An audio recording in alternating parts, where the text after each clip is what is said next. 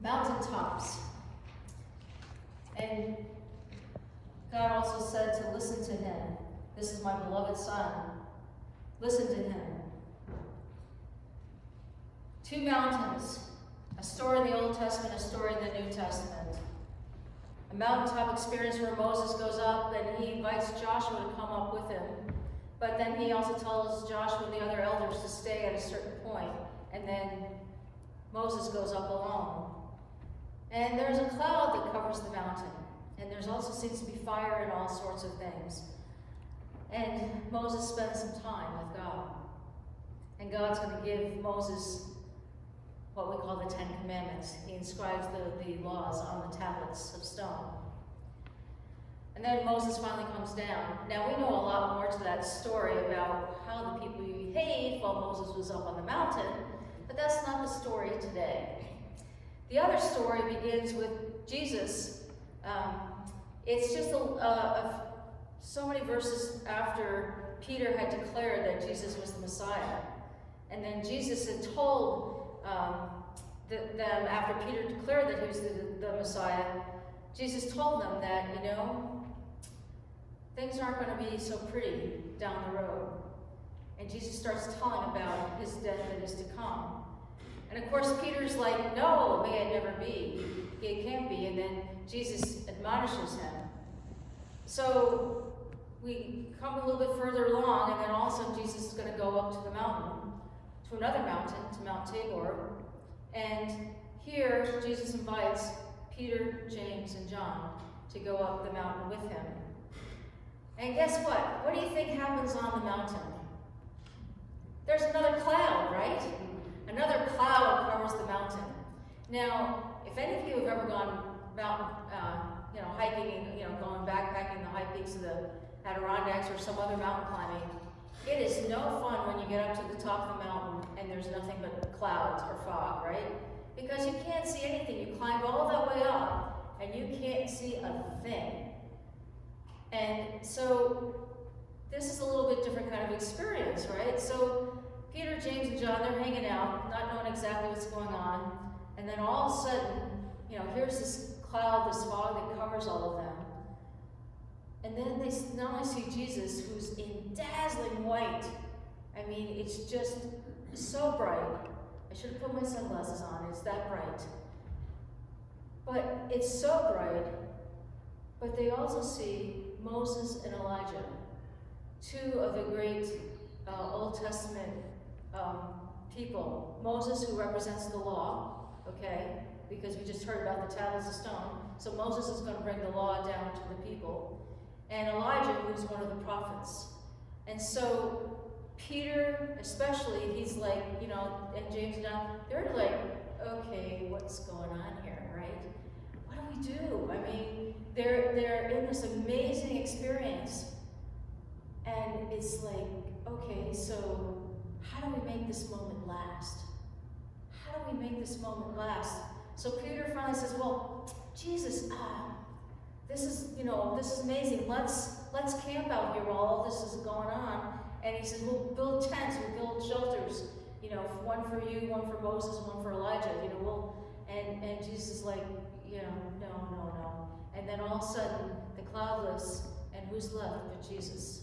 Moses and Elijah are gone. And so Jesus did something very special for Peter, James, and John. When they were up there, they got to see and witness the true divinity of Jesus.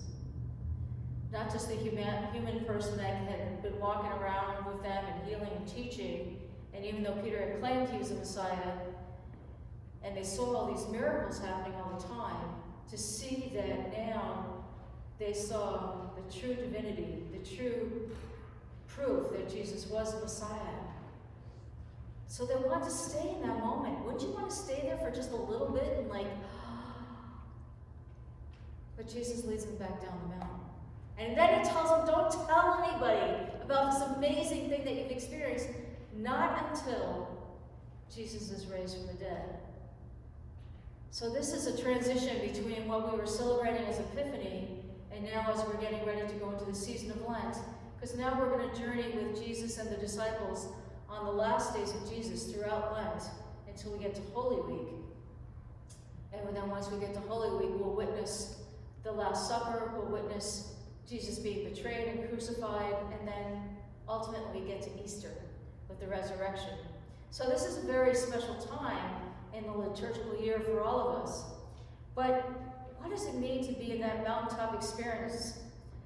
I was reading a devotional the other day, and it really struck me because I thought, when we experience those special moments, now you don't have to climb up a mountain to have one of those amazing experiences.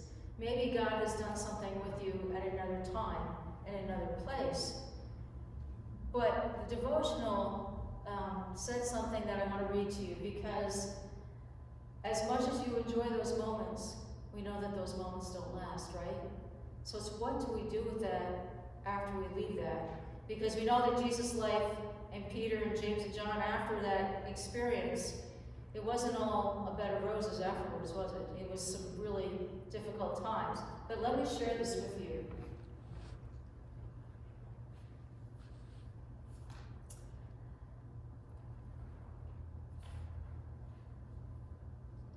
After Jesus takes his inner circle, Peter, James, and John, to the mountain, they with him, that's when they experienced that God moment. And it was something unlike anything they'd ever seen. Most of us may have had some kind of similar experience, maybe not as intense, but a mountaintop experience nonetheless. It may have been while worshiping at a youth camp, a prayer meeting, or maybe even during a normal day. It was a time, this mountaintop experience is a time when suddenly God moved in a way you had never experienced. And what did you do with it when it was over? One of the things that this devotional said is that some of us attempt to relive that same experience everywhere they go. Because life doesn't seem right if one of those experiences isn't just right around the corner. We feel that once we have one, we want another, and another, and another. And so they begin looking for an experience instead of living their life for Jesus. And that's what struck me, was like, are we just looking for those kind of mountaintop experiences, for those special moments, and forget to live our life for Jesus? And that was what Peter wanted to do when he wanted to make that memorial, on the mountain, so that they could come to it, and then hopefully maybe even relive the event. But Jesus didn't allow him to do that. And he brought them all back down the mountain. And again, he said, don't tell anyone. That's a real struggle. So here's, you experience this awesome, amazing thing, and you want to keep reliving it over and over again. But Jesus says, yeah, well, you can't mention it to anyone. So not until I've risen again. And of course, the disciples didn't quite understand this yet, because this was a time when they thought they were going to be moving mountains, so to speak, doing all sorts of amazing things. They didn't think that their time with Jesus was going to be over in, a little bit more than 40 days. They thought that, they were going to continue doing Jesus' ministry with Jesus there in the flesh for many years. But Jesus gave them that glowing mountaintop to aid them through the dark valley when he would be taken away and murdered. He also gives us these experiences so we're able to navigate the many valleys in our lives, not so we can stay on the mountain, even as much as we may want to. So this devotional said that we should cherish those mountaintop experiences and draw from them when we're in those valleys, in the valley of the shadow of death. But we need to make sure that we don't worship that instead of worshiping Jesus. And so the question that the devotion ended with was, are you holding on to your mountaintop experience more tightly than you're holding on to Jesus? Are you holding on to your mountaintop experience more tightly than you are to Jesus? And I think for some of us, it's just like, because those moments can be so special, you don't want to lose sight of it, you don't want to forget it. And so it's like, how do you embrace it, but not let it control you and keep you from following in the footsteps of Jesus?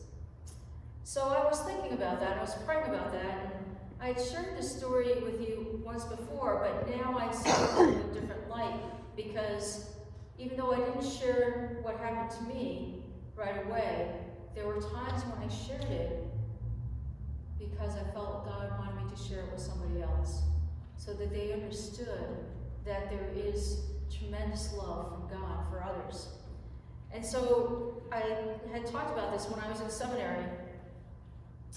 I was doing my internship at Asbury First in Rochester, and we were going to create a young adult group for single people, because so many churches never had anything for young adults, single young adults. And so we did it from people like from college age all the way up through like 35 or so. You know, we had a broad range for that. And I met with this young woman who was a teacher, and she and I were putting everything together. And it was on New Year's Eve. And so we were working on all that, and then we realized there was a special worship service in the church. And we thought, geez, we better go over to that. And it was something different. It wasn't where you would come and there would be a whole bunch of people and sitting there and hearing a story. No, it was just hearing their incredible organist playing music for 2 hours, non-stop. I mean, he could just play all sorts of things. This is a big, huge church. And then whenever you wanted to, you could go up and receive communion. There was a minister there, and you could just go up and receive communion. So it was a time of just quietness and meditation. It was a time to be still, to not only be in worship in a sense, but being quiet to listen. What is God saying to you? And how often when we sit in church, are we good about when I just pause for a moment of silence? Do we get fidgety at all?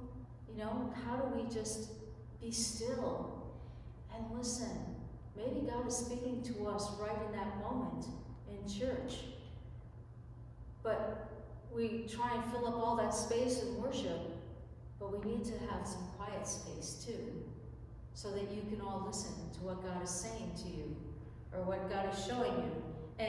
And so God had this church had this incredible set of reflection questions for you to sit there if you wanted to, and you can reflect upon them. And I was reflecting on a few of them, but all of a sudden I got to one that was just like, because it was like, what was I going to commit myself to for God? What was I willing to do for God, especially not only this next year, but for my life? What was I willing to give up, here I am right in the middle of seminary. I had just, sold my house, so I was giving up all this stuff, and it would just like struck me so hard with that. And the other woman who was with me, we were just crying. We couldn't stop crying, and I have no idea what she was experiencing, but I knew God was touching her heart too. But that's when I had what we call the John Wesley strange warming of the heart. And some of you may have experienced that. I think some of you have, where I was just so overwhelmed and so overcome because God was letting me know how much I was loved by God. My heart was so warm. It was like the warmth of the sun inside me. It was just so overwhelming, and it didn't leave right away. And I was just so overwhelmed with that, because that was when I really sensed not only that God is love, but God loved me. And as I was sitting there throughout that, crying because I had no idea that love is so intense, and it's so much more than we can possibly imagine. That's also too, I was crying because I realized how much I love God back. And for the longest time, I never shared that story because it was just, is this really happening? Is this really happening? And yet it was. And so that was a Mountain Top experience for me, but I wasn't on a mountain, but I was in a church. And it was a time when all I had in the background was just music. There were no words, it was just candles and music. It was a time when I could be still. And that's when God extended that love to me. And so I think there are times, whether it be in worship or other times, when we need downtime, we need quietness, so we can be still and listen to what God is saying to us. And as much as we want to embrace that, and I could have sat there forever if God was going to keep doing that for me, but eventually it dissipated. I'm like, oh, okay. But it's like, now what do I do with that? And so part of my entire ministry since then, and with my preaching, is I want people to know that God is love, that God does love us. And that's where I come from. That's where the center of my preaching comes from, is that God loves us and loves us so deeply. It's deeper than any other love you can possibly imagine. It is so powerful, so amazing and strong, and it's just so wonderful. But so often we don't want to receive it. Or maybe we just don't want to acknowledge it. But if we can embrace that, then we can share that love with others. And that's what Jesus is asking us to do. As much as those experiences can be so amazing and so wonderful, we can't stay just in that moment, because God has work for us to do in this world. We have work that we have to do. So Jesus is telling the disciples, you need to come down off the mountain with me. But I'm here for you. I'm here with you for the 40 days, until things get really dicey. But then Jesus comes back after he's raised from the dead. And then he finally sends the disciples off. But Jesus doesn't leave us orphaned, right? Jesus gives us the Holy Spirit to lead us and guide us. So when we have these experiences in our life, hopefully you do, whether you climb up a mountain, and if you climb up a mountain and it's all cloudy, maybe you can wait a little while, and maybe the sun will come streaming through. But I hope that you will find a place, whether it be in your kitchen, whether it just be on the couch, whether it be on a beautiful hike, walking through nature, maybe even in a mall, you never know, where all of a sudden you will experience that mountaintop experience, where you sense God's love, where you sense God nudging you or giving you something that you want to embrace and keep with you all the days of your life. But it's not to stay there in that moment. God's saying, this is I'm giving to you so that you can give to others. May it be so.